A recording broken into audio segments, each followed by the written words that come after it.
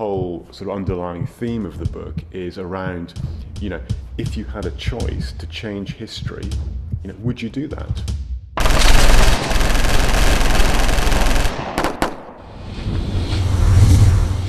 Hi, I'm Johnny O'Brien. I'm the author of Day of the Assassins.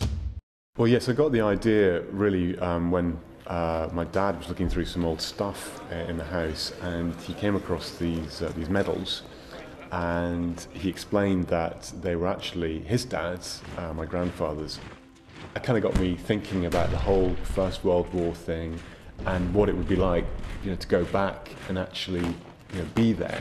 History's got great stories in it already. It's got great characters. Amazing things happen, but you don't have to make it up because it's already there. The problem, of course, is that if you're going back and you're going to set a historical context, it's got to be reasonably accurate, and that's quite challenging. And that's just a question of going to the library, getting on the internet, asking experts, and it surprised me how much effort was involved.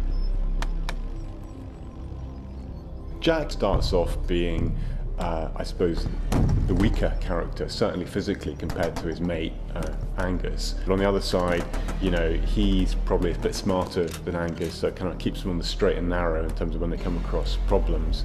But yeah, he's got asthma, and he's probably not your most obvious hero.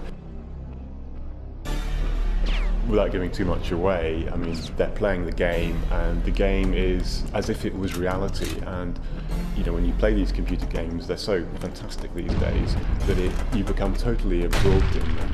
And actually, then later on in the book, they go through what has happened to them in the game, and that is real reality, of course. And the experience is slightly different. And I thought that contrast was kind of an interesting one to try and make. Everything is connected to the First World War, and a lot of the misery in the 20th century, including in the First World War, is connected to that event. The trigger point was the assassination of the Archduke in Sarajevo in 1914.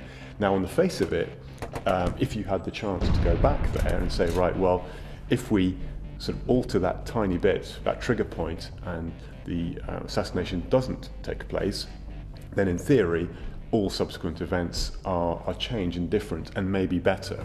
The question is really whether that's a good thing to do.